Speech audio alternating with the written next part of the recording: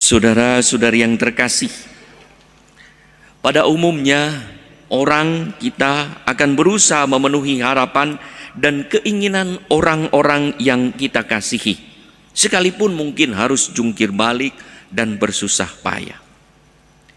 Kalau orang-orang yang kita kasihi meminta atau memerintahkan sesuatu, tentu kita akan berusaha keras untuk mewujudkan perintahnya, kalaupun sulit dan berat, karena kita mengasihinya. Dinamika kasih dan pengorbanan serta ketaatan ini adalah disampaikan oleh Yesus dalam Injil hari ini, yang adalah kelanjutan peristiwa Yesus membasuh kaki para rasul yang memberi perintah. Aku memberi perintah baru kepada kamu, yaitu supaya kamu saling mengasihi, sama seperti aku telah mengasihi kamu, demikian pula kamu harus saling mengasihi. Saudara-saudari yang terkasih, Petrus yang pernah menyangkal Yesus 3 kali, dan para rasul lain kecuali Yohanes yang telah lari meninggalkan Yesus, bisa jadi karena takut mati, setelah Pentakosta menjadi rasul-rasul yang berani mati, hingga di hadapan mahkamah agama sebagaimana dikisahkan dalam Kisah Para Rasul 5:29, berseru menantang, kita harus lebih taat kepada Allah daripada taat kepada manusia. Ketaatan ini, ketaatan para rasul, adalah buah dari kasih mereka pada Yesus yang tumbuh dan makin kokoh karena Roh Kudus. Santo Santa menunjukkan ketaatan kepada Yesus karena cintanya yang tak terhingga, sampai berani rela menyerahkan nyawanya. Demikian juga para misionaris, karena ketaatan kepada gereja sebagai ungkapan kasih kepada Allah, yang diimaninya telah meninggalkan keluarga dan tanah air serta melayani umat. Demikianlah kita juga lihat relasi orang tua dengan anak yang mengasihi, bagaimana mewujudkan kasihnya. Bagaimana anak-anak yang sungguh mengasihi orang tua juga mewujudkan kasihnya kepada orang tua. Saudara-saudari yang terkasih, Yesus mengajak para muridnya untuk memahami dan mengikuti dialektik kasih dan ketaatan yang telah dijalankan oleh Yesus sendiri. Bagaimana kasihnya kepada para murid lahir dari kasih Allah kepada Yesus dan kasih Yesus kepada Bapanya. Ketaatan menjalankan perintah adalah indikator dari kasih seseorang kepada orang yang memberi perintah. Untuk itu para murid diminta untuk membuktikan kasihnya kepada Yesus dengan menjalankan perintah yang adalah mengasihi satu sama lain. Dalam Injil hari ini, Yesus memberi jaminan, yaitu pertama, Roh Kudus.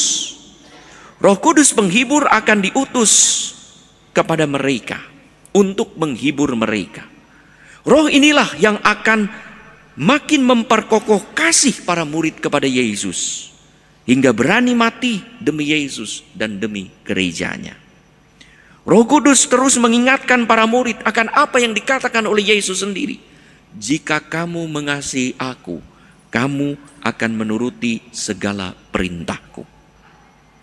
Kedua, Yesus menjamin bahwa para muridnya tidak akan menjadi yatim piatu, tak akan ditinggalkan Yesus, sebagaimana dijanjikan setelah kebangkitannya. Di dalam Matius 28:20, aku akan menyertai kamu sampai akhir zaman.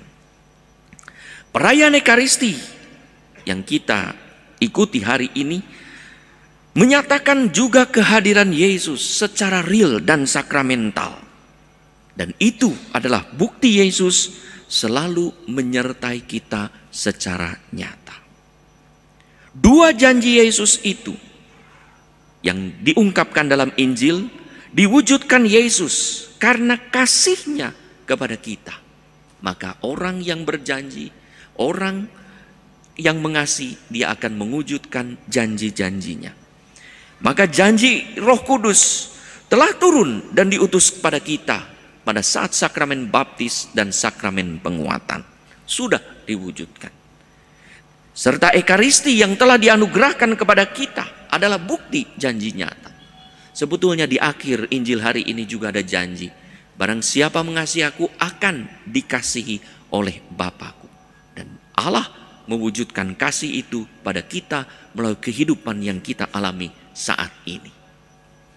Kini, apakah kita yang telah dikasihi oleh Yesus, oleh Tuhan, oleh Allah? Bagaimana wujud kita? Apakah kita juga mengasihi Yesus?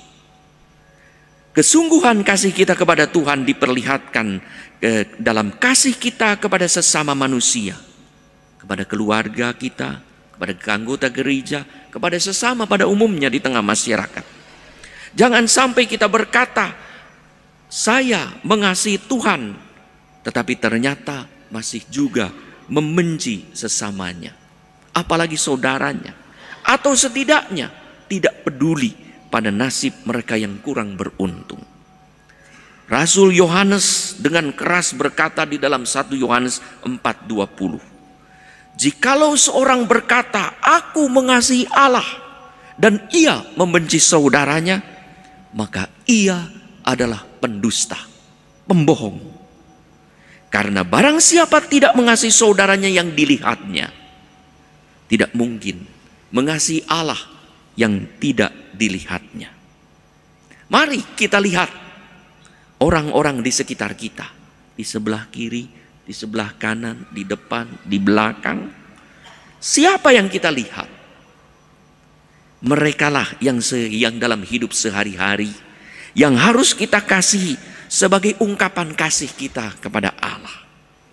Bukankah Yesus pun mengatakan kehadirannya dalam diri orang yang paling hina? Dalam Matius 25:40, sesungguhnya segala sesuatu yang kamu lakukan untuk salah seorang saudaraku yang paling hina ini, kamu lakukan untuk aku. Dan pada ayat 45, kalau kamu tidak melakukan pada saudaraku yang paling hina, kamu juga tidak melakukan untuk aku. Siapa tahu yang kurang beruntung, yang hina adalah saudara dan sahabat kita karena mengalami peristiwa tertentu. Bisa jadi anggota keluarga kita, anggota gereja, atau tetangga kita. Merekalah yang menjadi anugerah Allah yang diberikan kepada kita agar kita mewujudkan kasih kita kepada Allah dengan mewujudkan perintahnya, yaitu mengasihi satu sama lain.